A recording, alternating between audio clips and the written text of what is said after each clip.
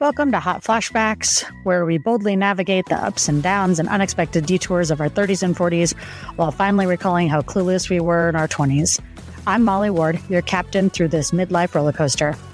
Stick around for laughs, life lessons, and maybe a few I can't believe I survived that stories. Follow our journey on Instagram and Facebook at Hot Flashbacks. Make sure to like, follow, and share so I can keep making these episodes. Let's dive in. I didn't know Martha's Vineyard was like a real place. I just thought it was a resort that rich people went to. Well, so did I until just now. So there was definitely some learning involved. So you didn't meet Martha? That's the spoiler alert here. I didn't meet her, but I did go to. Welcome back to Hot Flashbacks. Thanks for listening today, and thank you for being here. If this episode resonates with you, make sure you share it with a friend or a colleague or someone you love. And we're going to chat today about retirement, and then a phrase that I'm going to call unretiring. I don't know if is that a thing? Unretiring? I'm going with it. And my guest today is here to chat a little bit about that and talk about kind of how she prepared for retirement and then had to unretire. So welcome to the show.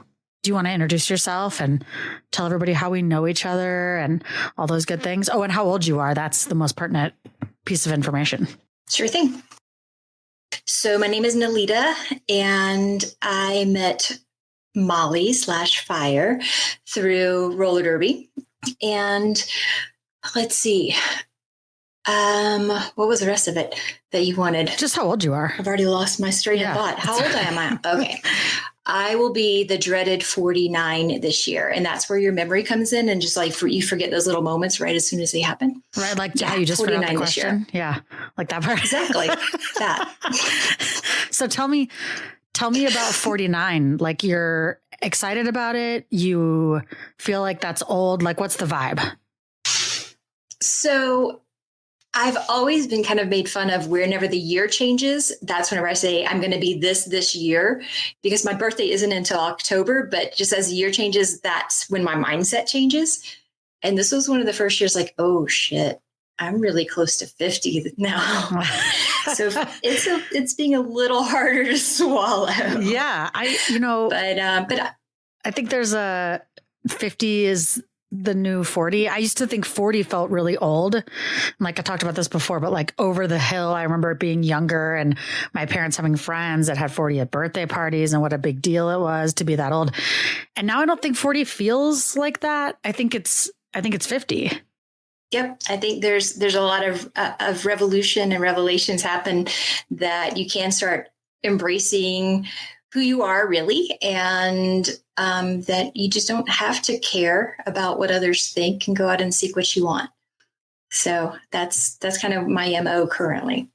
So 48, not so bad, right? I mean, you're doing it. I'm 48. And it's good. Mm-hmm. Okay. I'm glad to hear that. I'm not 48 yet, but when I am, I'm going to get in touch with you and let you know how it goes. I don't know. I think 50 it feels like that number that you're kind of like, ugh, because it feels like you're more than halfway now when you get to 50, right? Like probably. Yeah. For me, both of my parents died a little bit younger. My mom at 53. So that's been kind of my next milestone. If I can make it to 53, I've made a full life. And so that's been that kind of guiding stone to get to. And then I know that I can just play from there. Yeah. Awesome. Well, we chatted a little bit about what we want to talk about today, and you have a unique sort of scenario and situation. Give us a little background on your career and a little bit about your personal life, and talk a little bit about what sorts of things you sacrifice to save for retirement. Because before I, just tell like this, or before you tell like this whole long story, I think it's important for people to know that when you were younger, because I think younger even than some people start thinking about retirement, you were really planning for and saving for retirement in a serious way. So what did that look like? What did you sacrifice? And what what were you trying to accomplish besides retirement? I'm assuming you were looking forward to retiring a certain way or having a certain lifestyle. Yeah. Mm-hmm.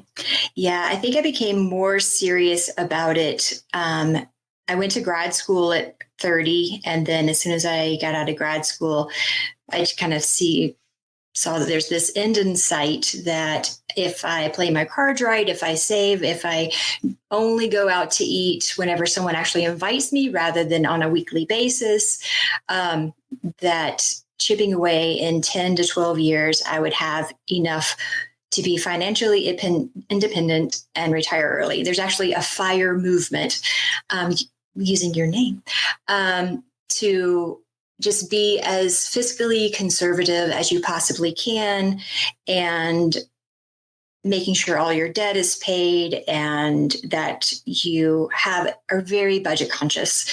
And with that, even living in Atlanta, we were able to live on a meager income and save the rest to move it towards the future. What sorts of things did you sacrifice, you think? Like, I mean, when you think back about that, because a lot of people don't live that way, what sorts of things were you having to give up or decide not to do? I think it's a different mindset rather than what I'm giving up. This is just what my life is going to look like right now so that it can be more freedom later. And so it was cooking all of my meals at home. It was buying used cars that fit within the budget and pay them off completely. It's nothing is going on your credit cards, or if you're actually utilizing the reward system in a credit card. So you pay it off at the end of the month and then you can fly for free to go on vacations. And it's just being as smart as you possibly can with what you have and how you utilize it. So you don't really need a gym membership. You can work out in your own home.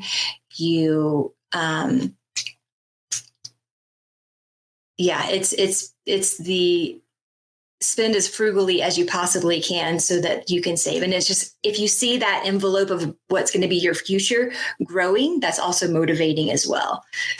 So delayed gratification, for lack of a better term. Yeah. When you talk about that, I just start thinking about how bougie I am. I don't like what do you mean a used car? And I just think about like the expensive skincare serums that I buy and, those kinds of things. So I think while you say, cause I think it depends on the mindset, right? So you come from a place of like, I'm not making a sacrifice. I'm just doing these things the way I do them so that later I can have what I want to have. But I live in fear that I might get hit by a bus at 48. And then I will not have been able to use the things or do the things I wanted to do later.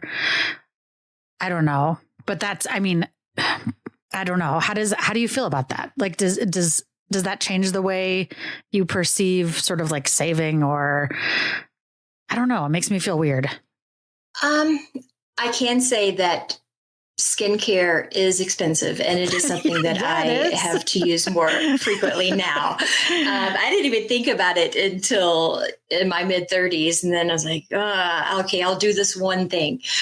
But it was definitely a balance. So the way that the budget was structured was the actual living expenses for necessities in life was the budget that we kept, but we also allowed a little bit of extravagance where one vacation a year, it's going to be, we're going to go do something. So you still had your reward system built in, but you had to make sure that it was still budget conscious and that you're allowing yourself these little bit of freedoms because you were so strict with your necessities.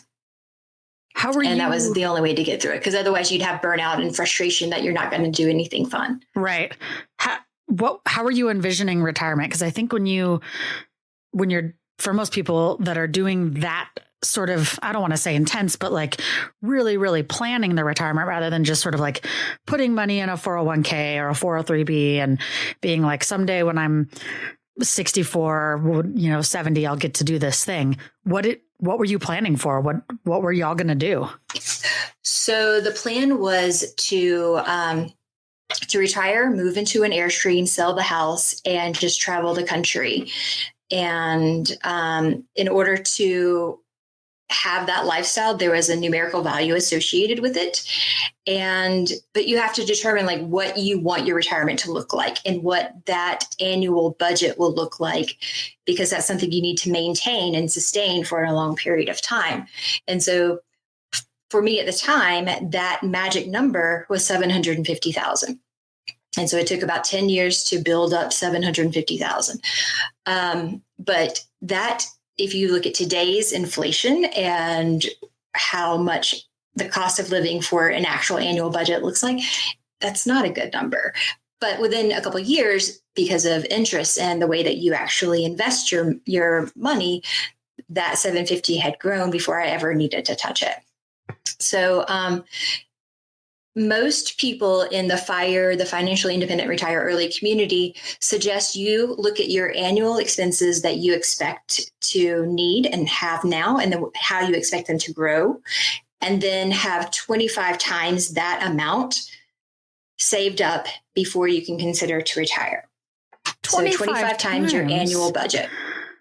Sister, listen. Of your annual budget, not what you annually income, but your annual budget. I have a box that I put like money in when I have like spare change and stuff. Mm-hmm. I don't even think I could have 25 times that box. That's just like, that's so excessive. But no, the FIRE community you said. So this is like a legit, like, group of people, organization. How would you describe this? I've never heard of it. They're very independent. It's just kind of a free movement. It's more of a movement. Yeah. Okay. So you are in the FIRE group with the people who are doing lots of saving, and you have a plan to travel the country in an Airstream. And that plan took you to what age? I retired in May of 2018, and I was 41 at that time. Wow. And you should write a book. For the I feel like, I mean, people joke, like, even at work, like, we say things like, oh, I guess I'll just quit and just retire. And then we all laugh because that's hilarious because nobody can afford to retire. And you did. And I feel like you should write a book. I don't know. I would buy it. I would buy the book. I feel like I'm not a very good storyteller. So I appreciate you asking questions so that I can go into more detail, because I'll just and there you go. That's it. Okay, you tell me and I'll write the book, and then we'll split the money 60-40. Okay. So I feel like the book writing part is harder than the living your life and talking about it part. So. Amen. Okay. Yes. So 41. You retire. Did you have a retirement party? My work did host a retirement party. Cute. And it was pretty funny because it was in conjunction with another employee who was retiring, and she was the actual retirement age. And so you have this, like blue hair that's in there with me. And I was like, I feel like I'm stealing your thunder. I'm so sorry. I'm just leaving, really. It's all that's happening. I'm just leaving. Okay, so you didn't work at a company that had like a pension or like any kind of retirement like that. It was just you putting, and were you putting your money like in a mattress, or what was that about? Those are great questions. My initial career path started in camps, actually working with individuals with disabilities. And then I had a side path career change where I started working with Georgia Department of Natural Resources in the Parks Department. And I was over there training and volunteer management. And so that's actually where I retired from, was from Georgia's DNR, state parks. So they aren't high income jobs by any means. It's more the intrinsic reward of being able to help people or be in the woods and save people. So those were my interests. But my husband at the time, he was a graphic designer and he worked for companies like Coca-Cola. And so his income was much higher than mine. And so we were able to live off of my measly one and then put his in the bank. And with the bank, in quotation marks, investing it. And so utilizing kind of mutual funds and index funds to grow, and choosing some that are a little bit riskier so that they have higher growth capacity in a shorter period of time. So a 401k will generally have more risk involved, and as you're earlier in your career, and then be a little bit more conservative later on. So what we were investing in were pretty high risk, volatile options, but they produced more money more quickly too. And then you had the compounding interest that's added into there. So it's just reinvest and reinvest and reinvest, and it grows pretty quickly if you can do that. I think we should chat because we have stock in GE and I get like 28 cents every quarter. Like just a check for 28 cents. I don't think I'm doing too hot. Oh, you should reinvest that. At that rate, think I'll have $1.50 in a year and a half. So I'm not on the road to a retirement just based on that alone. So we'll have a side conversation. You can tell me what to do with my 28 cents a quarter. That's like $1.06 a year or something. Okay. So you've got all this money, like a lot of it, and that you can't touch, but yeah.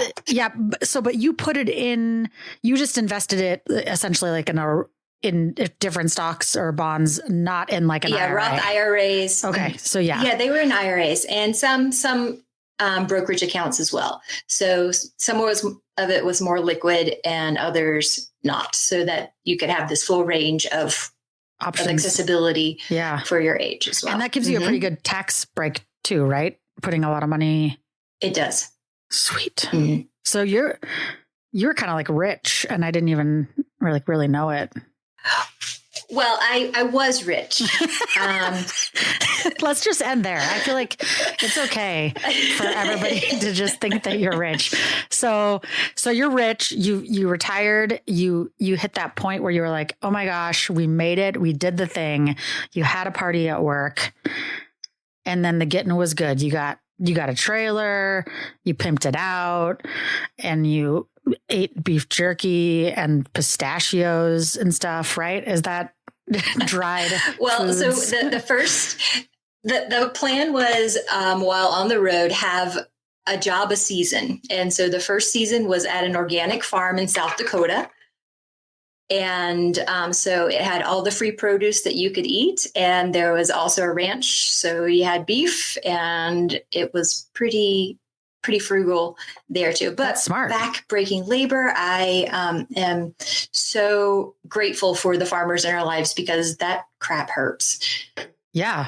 Being able to harvest 7,000 pounds of tomatoes, it's insane. It's no joke. God bless farmers. Yeah. I would get a job at like a red vines factory, because I really like licorice, although I guess I don't know how sustainable of a life that would be, but I don't know. I wonder if there's like a Guinness Book of World Records of people who ate how much licorice in a sitting. I'm looking that up. Okay.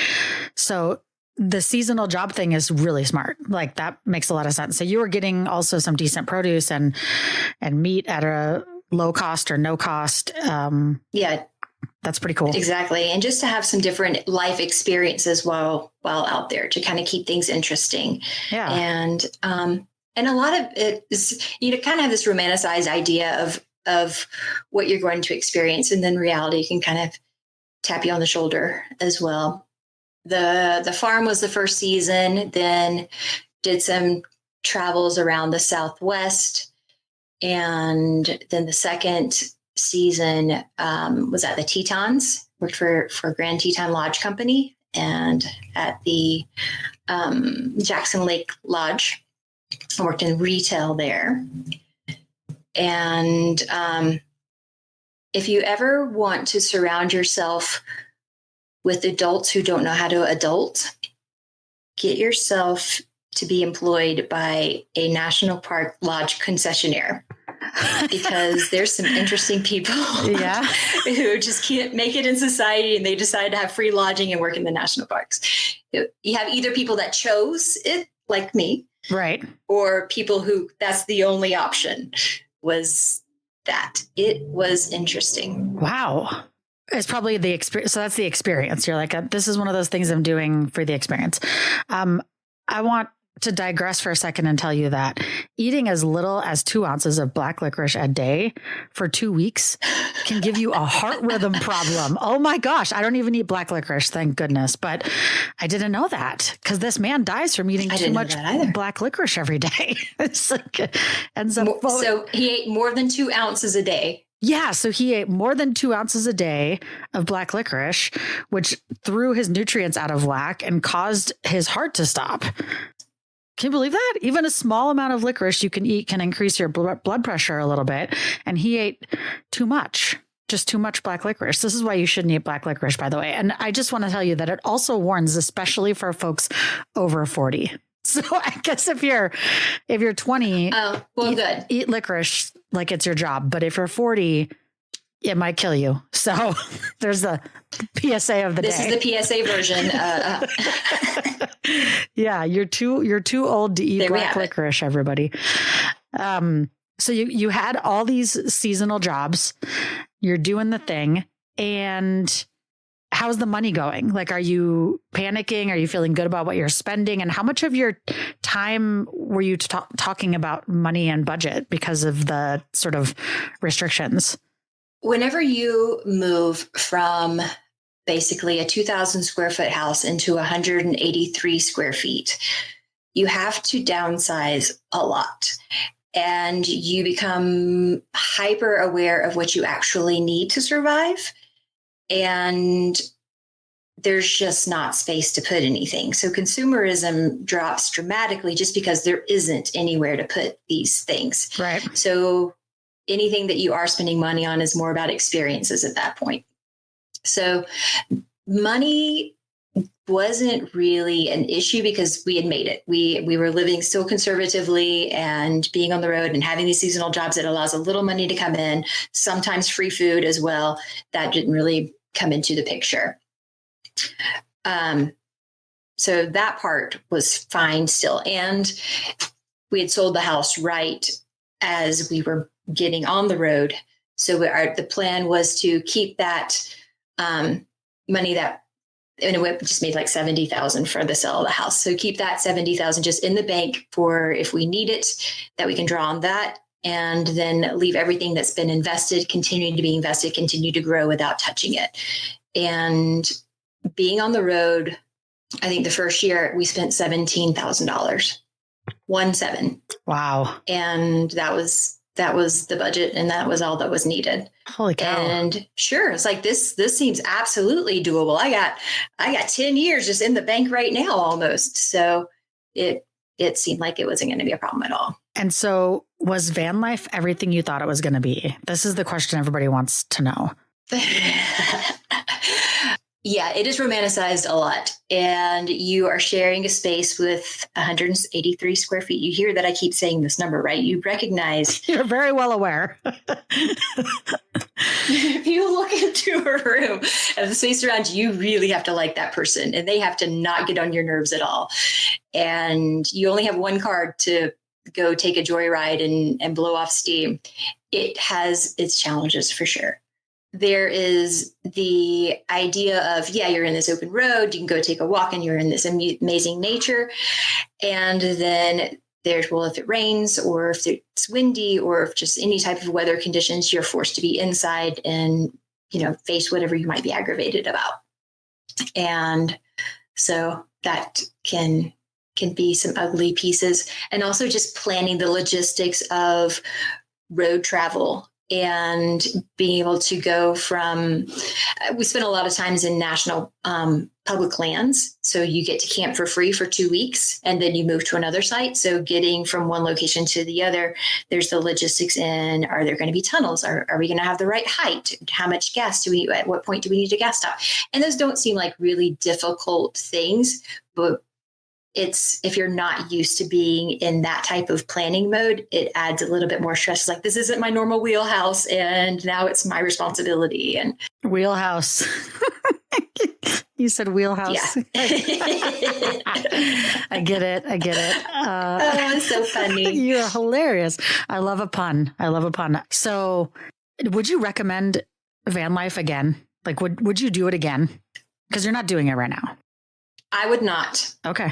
Yeah, I am not, and I would not do it again. However, I'm glad that I did. And I think if you have the opportunity to, 12 months to 14, or anything from like 1 month to 14 months is a sweet spot. Okay. And that's probably as long as you can reasonably do it without going insane. Yeah. What happens at 14 months? You're burnout of having to deal with the weather is this temperature in this location. So everyone goes to this location in the winter so that they don't have to pay for a campsite. And so the people that are doing it in the frugal mindset, they're all going on the same path every year. And you do meet people that way, but you feel like all this freedom then bottlenecks into where is it 70 degrees right now? And I can be active outside. And that's Yuma, that's Tucson. That's, right. In the winter months, there's just a few options. San Diego. Yeah, you can't camp in San Diego, though. Why? They'll write you up for that. They don't like camping? Well, you can't camp for free. I thought you could camp at Walmart. You can pay for camping. I thought you could camp at Walmart for free. No, only some Walmarts. Yeah, What? There's whole apps that will identify which ones are allowed to, which ones you're not. Cracker Barrels, Cabela's, Bass Pro Shops, those also usually allow you, but there's ones that don't just because of city ordinances. So yeah, you have to get into all the planning for those stops and what's allowed and what's not to. Well, I mean, I was really considering this, but now you are telling me that I can't camp at Walmart for free. So I gotta let Jackson know, because his life plan right now, because he's 15, his life plan, no joke, is to buy a van. Everywhere we go, he's pointing out these vans and telling me how much they are. So he's going to buy a van. And I was like, well, where are you going to keep it? He's like, well, at Walmart. Duh, it's free. And I was like, oh, okay. And he's just going to buy a van and ski. I don't know. This is the plan right now. So, well, if you have a van, that's called stealth camping, and it can be a little bit easier to hide that what you're doing. Oh, yeah. Because a big old Airstream that's towed behind a truck looks a little more obvious than a van that's just in a parking lot. Yeah. So he wants a van. Ways. Okay. All right. I hope he listens to this episode. I'm pretty sure that he's not going to. If he has questions, have him reach out. I'm happy to answer. Okay. And show him all the apps. Well, I'm going to tell him that. But the fact of the matter is he's 15. So he already knows everything. So I don't know what it is that you would tell him, to be honest. Right. Yeah. Yeah. So absolutely. Understood. Yeah. Understood. Okay. So van life lasted for how long? When did you quit, and what precipitated that? In March of 2020. Something happened in the world, and the plan was to go to Martha's Vineyard that summer and work for the National Forest Service. But COVID hit. And so continued the plan, but left the Airstream in storage, and then went to live with friends that had a carriage house on the vineyard. And so the Airstream wasn't with us, but still having a seasonal job with a Forest Service was the plan. But that was a really surreal experience, living on an island, which I thought was just a resort. I didn't know Martha's Vineyard was like a real place. I just thought it was a resort that rich people went to. Well, so did I until just now. So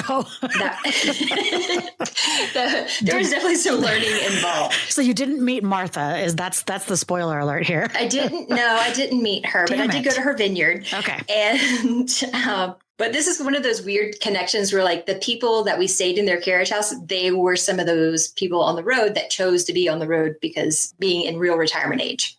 So living out of a carriage house, working for a seasonal job, and then out of there, started traveling again in the fall. But I started getting sick, and not with COVID. I realized in November of that year, after 6 months of symptoms that I had inflammatory bowel disease. And I had to start getting some major medication and treatment and medical care.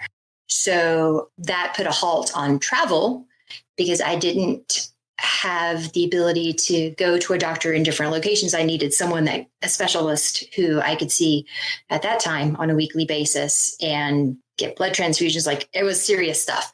So I had someone that I used to teach with in Utah that stayed down in St. George, had a house down there, and allowed me to stay in their Salt Lake house while I was sick. The plan was just get myself better, and then figure out, okay, this might need to be my new location. I have always loved Ogden. And so this is a perfect place to settle down. If I chose to settle down, this is where I would choose to settle down.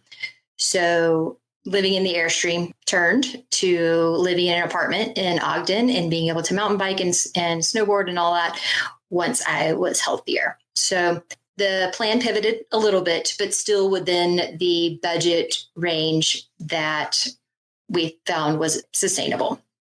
And I got, just because I was feeling like I wasn't really productive in my time, in my structure of life, I wanted to have a feel-good job, something that I could feel like I was putting an effort and have a purpose for.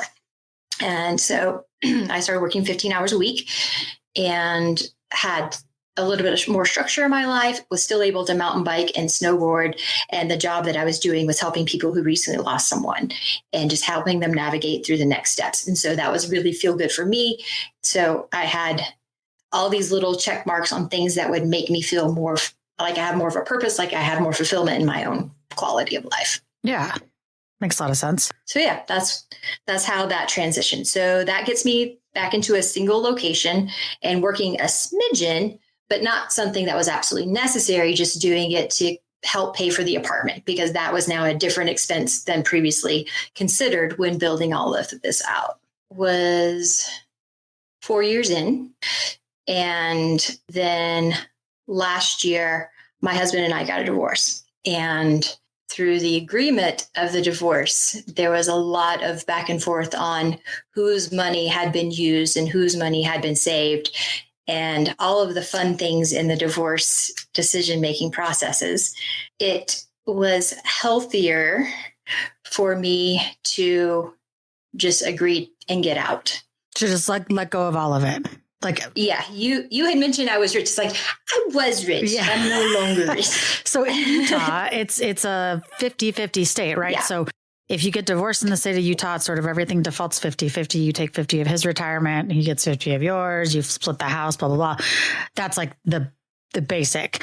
But if you want to work something else out, then you got to get attorneys and work that out. So my guess is you had a healthy retirement fund and a pretty healthy savings account. And so that became contentious because he was the one putting his paycheck in there while you were the one paying for the sort of day-to-day stuff as a part of your agreement. He didn't want to split it 50-50 is my guess. That is correct. Okay. So that, yes. Just side note to tell you that, like, that's really stressful, that kind of disagreement. Okay. So you have this disagreement and it's best for you to just say, you know what, fine, I'll take the recliner and the dog and the $7, right? And just like figure it out because it's not worth this to me. Okay. In the end, my health and mental health is much more important.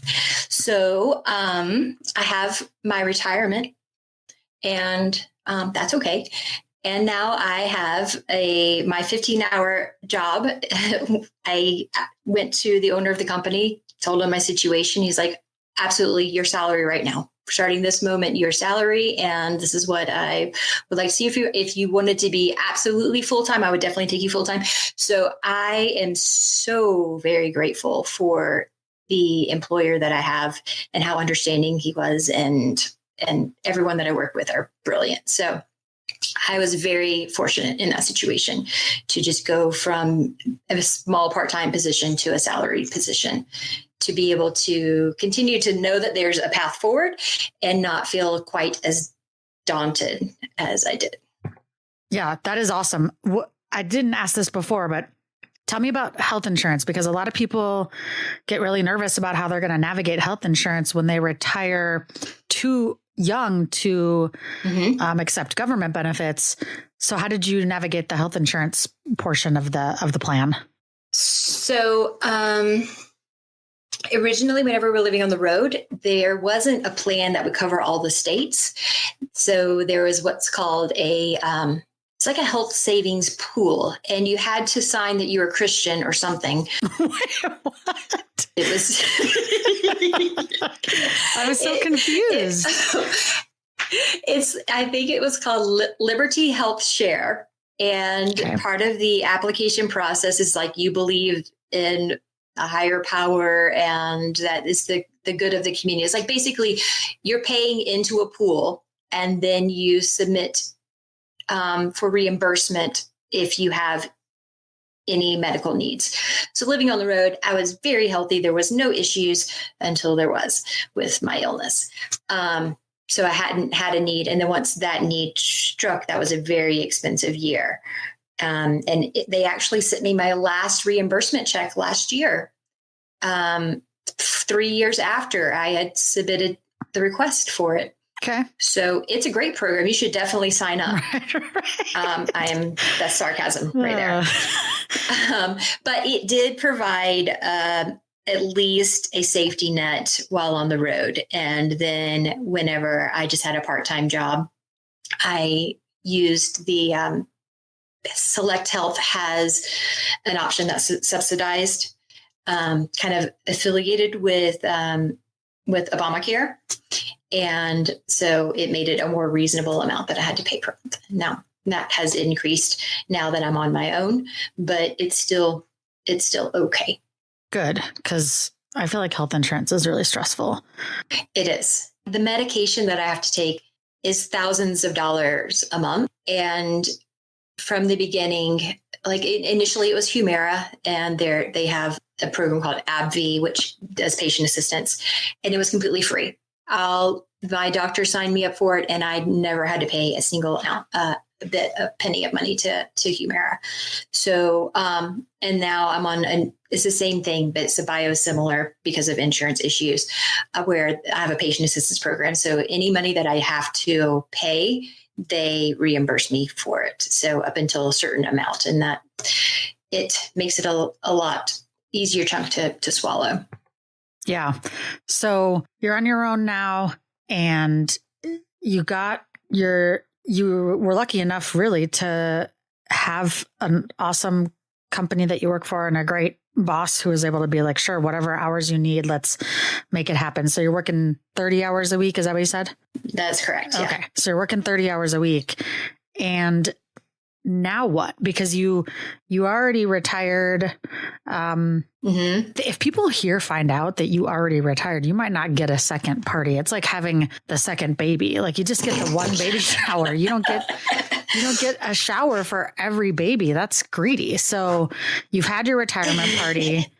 Presumably you had a cake, and now you're like staring 50 down, square on, ready to roll. What's the retirement plan now? And how does it feel to have to kind of start that all over again? That was terrifying. I didn't know if I was going to be okay as far as like what my new retirement plan looks like. I sat down and met with a financial advisor last year and said, this is what I'm bringing to the table. And I would like to officially retire again, still early at 55. Is that a possibility? And so he ran all the numbers, and if I'm able to contribute the right amount, then it still is something that should be attainable. So yeah, I just added 10 years to my work history at least to be able to get back to a safe place. But now I have a little bit of doubt, like, that's what that safe place looks like right now, but I don't know what my health is going to look like. I don't know what the inflation is going to look like, what the world is going to look like at that point. So now, before I was so gung-ho, like, all right, we're so in the clear, everything is perfectly lined up and it's going to be amazing. And it's like, shit can change. And being able to be flexible with knowing that you may just have to alter your life again. And but I've already done it a couple times. I can do it again. And I think that's the only thing you can do is be the water. I feel like maybe I would have had to go through some like grieving period. Like, I mean, you touched on it, and, you know, to the extent that you want to talk about it or not, like the loss of a relationship, the loss of the retirement plan that you had cooked up in your head and were excited about. And I think even if it wasn't everything you thought it was going to be, I think there's still like that sense of loss of not having that thing. Did you feel like you were grieving going through some of those changes? Yes and no. I did speak to a therapist several times last year, just trying to understand who I am now in this new type of role and if I'm okay with who I am. One of the things that was really and has always been really important to me is recreation and being able to get out and play. And before I even approached the owner of the company, I knew that I mountain bike and I snowboard, and I have like set times, like these things are really important to me. So I want to make sure that's still part of my weekly balance, because I will lose myself into the stress of a job because I get so attached to productivity and so attached to what I'm doing that I'll forget about the things that are important to me and give myself away. And so I wanted to make sure that I could still have that balance, and if I could afford to still have that balance. And that's why I did the 30 hours a week. So I was just telling you, I went snowboarding this morning for 2 hours before I actually hopped on for work. And so that's a Tuesday and Thursday. I'm doing some sort of activity, and then we'll hop on midday to work and then work for 4 or 5 hours, so that I can kind of keep that balance of, yes, I'm a free woman out and playing and enjoying nature. And then you get the work part of me whenever I'm dedicated to that work. So having those very clear boundaries in relationships, in work life, I think is where I'm able to find that happiness and that retirement feeling, that freedom now, as well as hopefully eventually where I don't have to work anymore again. So I would guess that, not to be dark, but like people have been murdered for less than $750,000. I watch a lot of Dateline. Okay. And so also, to be fair, I think people stay in relationships, unhealthy relationships, for less, right? Because of what we know marriage and divorce means financially. Other things too, but financially. What did it require of you to have the courage to walk away from that, but also then to like actually leave a lot of that, you know, for lack of a better term, money behind? Because I mean, like I said, people kill for less. I've seen it on Dateline. That's dark. I'm sorry.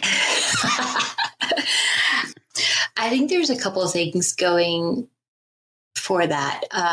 One, my mom died at 53 and my dad died at 72. And so I've always had these two numbers as I have between 53 and 72, I'm going to die. And so I need to make sure that I make a plan for that. I'm living life as fully as I can, so that if that 53 is my end, then I'm good. I've done this and this and this and this. So I definitely understand that piece of it. It took some therapy. It took actually having some conversations with other girlfriends, because I've had my ex-husband where that's who I would bounce ideas off of. And I didn't have this strong core group of women friends that we could say, hey, you know what? That's not actually an okay thing that you're experiencing. So it took some conversations with others as well as some therapy to understand that I had completely changed my behavior to accept the behavior that was happening around me. So I was altering myself so that I wouldn't have a reactive response. And I had been doing that for so long that I had lost myself, for lack of a better term. You've given up like so much of who you are to accommodate someone else. And then I think you look back and like, or even you look forward and think like, do I even know what I want or what makes me happy anymore? Because I've sacrificed so much of it. And that's a really unhealthy place to be. I talked about this before, but not just unhealthy in the relationship, but it's actually like really unhealthy for your body. There's a lot of studies that indicate that women give up a lot of who they are in accommodating other people, whether that's a spouse or kids or taking care of your parents, and that it does have some long-term impacts on women's health because we're not living our lives for ourselves in any way. What made it worth it for me was to walk away, was to know that I'm going to find myself in this process. Yeah, I'm going to leave a lot of money whenever I step out of this, but I still am a confident and competent individual. And I know that I have a place in this world and a path to move forward. At the end of the day, that's just money. It's just stuff, and we can figure it out. My mental health was more important. And so grateful for my friends too. Yeah. I have reconnected with several of my friends. I've reconnected with music. I didn't have music for a long time because he didn't like it. So I just started jamming out. I got Spotify. I mean, these things like very simple things and silly, but you just forget that you have these things that aren't a part of you anymore until someone reminds you that this used to be part of you and a really big part. Yeah, having a strong community and having these great friends and being able to explore things that make me happy and not feel like I'm adjusting my own behaviors for others is a freeing feeling and still 100% worth it. Good. This gives me a lot of hope, actually. I feel like I worry a lot about finances, just like I think the rest of the world probably. So I'm not alone here, but you know, am I ever going to survive if this happens? Or how am I ever going to survive if that happens? And I really appreciate the perspective. And I don't want to say it's like a positive perspective. It's hopeful, right? It's not sort of like everything is good and positive and great, but just like hopeful that there's ways to work through some of those really difficult things. I feel good about that. So thanks for that. I don't recommend getting an immune disease, but should you, it really alters your perspective and makes you so grateful for every opportunity you have to get out or to do something that makes you happy, something that brings you joy. You just never having a health issue in my entire life, and then everything just stops suddenly. Every moment feels fresh and like a fresh start. And so, yeah, I'm eternally grateful for every moment that I have, and let's fill it. That's awesome. It so brings me back to this conversation that I've been having as of late, spending the first 40 years of your life not really acknowledging your own personal needs and what makes you happy and what fills your cup has detrimental effects on your body. And that just feels crazy, but valid. I mean, I say it's valid as if I invented it. I didn't, but the data suggests that it's valid, that this, not taking care of yourself and your needs. And I'm not just talking about like going to yoga once a week. I'm talking about like doing things that fill your cup, that make you feel good, that you like to do. And it's challenging, right? Because as you said, your partner doesn't like something, and then it's, you're going to not do that thing. But really, you need to find a way to do that thing because giving up too much of that has really negative impacts for you long term. So. Amen. Yeah, definitely. I just hope that everybody's learning a lot from me today as I just spout the knowledge of the internet, the power of the Google. Well, I want to ask, as my last question today, is being 40 something everything you thought it was going to be, or is it totally different than you imagined? I think it's both. I expected to have my life together and that everything was planned, and because I'm a type A and I plan everything. No way. I didn't realize the ability to be all loosey-goosey could have its advantages. So it's everything that I want it to be right now. There was a threshold, and I don't even remember where that threshold was now, where I recognized that I could say no to things and I could say F you to things, and that I get to choose what works for me, but in different aspects of the life. And I think that hits sometime after 40, like 40, 42, or I could say, yeah, no, I'm not really into that, and not feel guilt that I just turned down this opportunity that I wasn't really all excited about. So I think it's a little bit of both. It's everything that I want it to be, because I am absolutely enjoying life fully. But am I where I thought I would be? No, but I'm okay with that. I want to confirm that you are in your late 40s because you just said the term loosey-goosey, which is like only a thing a middle-aged person would say. And another middle-aged person on the other side of the screen would be like, yep, loosey-goosey, I get it. So that's where we're at with that. Fair. I want to thank you for sharing your story and being vulnerable. And I think sometimes really crappy things happen. It gives me hope that myself or a number of people, hopefully all of our listeners, feel like there's a way out and there's a way to continue to find hope and move forward, even when life isn't exactly the way you planned it. And I'm going to get in touch with you because we're going to write that book. So fair. Okay. You're down? Okay. Got it. Okay, good. Thank you so much for being here and sharing with everybody. I think that there's a lot to learn from your story and your experience, and not to be a broken record, but let's talk about that book deal. Okay. This is Hot Flashbacks. We're out. Want more? We're on all the major podcasting platforms like Apple Podcasts, Spotify, and Amazon Music. Just search for Hot Flashbacks and subscribe.